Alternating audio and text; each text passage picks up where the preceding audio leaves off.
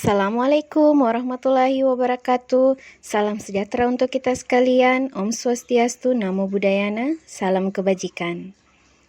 Perkenalkan, nama saya Widya Stuti Hasbin Lagago dari SMP 1 Atap Negeri 1 Parigi Barat, calon guru penggerak Angkatan 5 Kabupaten Parigi Motong.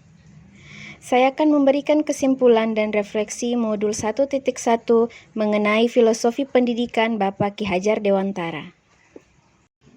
Sebelum mempelajari modul 1.1, saya percaya dan telah mengaplikasikan pembelajaran dengan modul Student Center, di mana pembelajaran berpusat pada anak didik. Akan tetapi, model pembelajaran ini belum teraplikasikan dengan sempurna. Ada beberapa kekurangan di dalamnya, seperti proses pembelajaran di kelas sepenuhnya harus mengikuti aturan yang diberikan guru. Kemudian, pembelajaran juga harus dapat menuntaskan KD tanpa memperhatikan kenyamanan dan kemauan anak didik. Kekurangan lainnya yaitu anak didik tidak dapat berkreasi dan berinovasi dengan bebas. Dan juga dalam pembelajaran, saya masih memberikan treatment yang sama kepada semua anak didik tanpa memperhatikan karakter pribadi mereka masing-masing. Setelah mempelajari modul 1.1, pemikiran saya mengenai pendidikan sedikit banyak berubah. Saya mulai mengetahui bahwa sebagai pendidik, kita harus mengaplikasikan merdeka belajar pada anak didik kita. Anak didik harus merasa aman dan nyaman dalam proses pembelajaran. Hal ini dapat dilakukan hanya apabila keempat poin pemikiran sebelumnya dihilangkan, mulai dari aturan hanya berasal dari guru, penuntasan KD tanpa memperhatikan kenyamanan anak didik, kreasi dan inovasi anak didik dibatasi, dan juga pemberian treatment yang sama pada setiap anak didik. Menurut Bapak Ki Hajar Dewantara dalam kutipannya, bebas dari segala ikatan, dengan suci hati mendekati sang anak, bukan untuk meminta sesuatu hak, melainkan untuk berhamba pada sang anak. Kata berhamba memiliki arti menghargai setiap karakter pribadi anak didik, karena setiap anak didik memiliki karakternya masing-masing dalam belajar. Ada yang sukanya membaca, olahraga, melukis, bermain, dan lain-lain.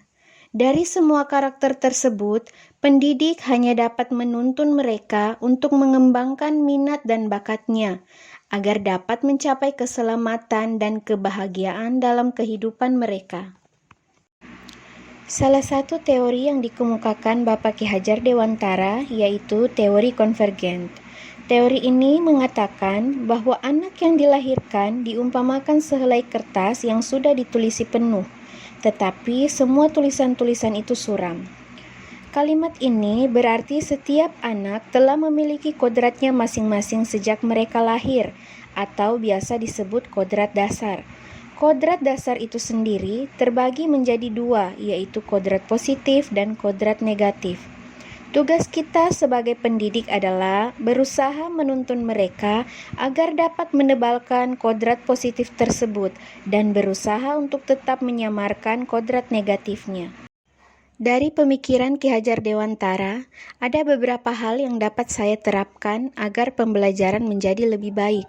Di antaranya, pertama, mengadakan kesepakatan kelas dengan anak didik.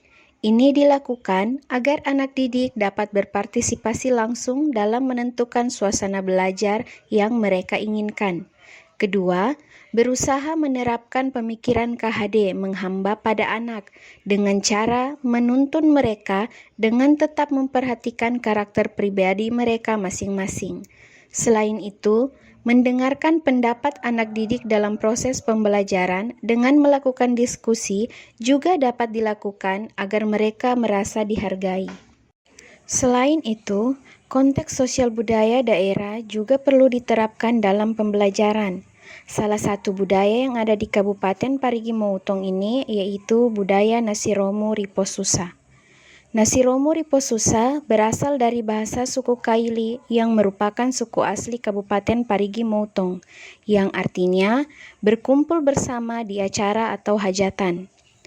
Ini merupakan bentuk kebiasaan suku Kaili dalam tolong-menolong pada pelaksanaan pesta yang diselenggarakan tetangga atau kerabat.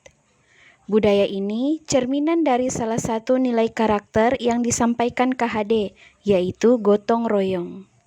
Nilai gotong royong inilah yang dapat kita aplikasikan di kelas maupun di sekolah. Salah satunya dengan menuntun anak didik untuk bekerja sama menyelesaikan proyek.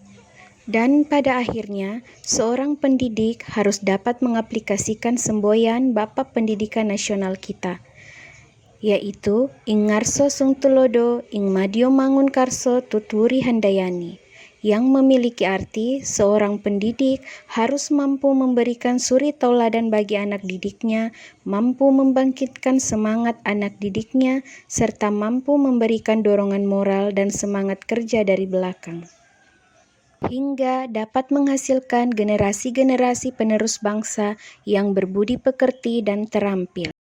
Sekian pemaparan, refleksi, dan kesimpulan saya mengenai filosofi pendidikan Ki Hajar Dewantara. Terima kasih.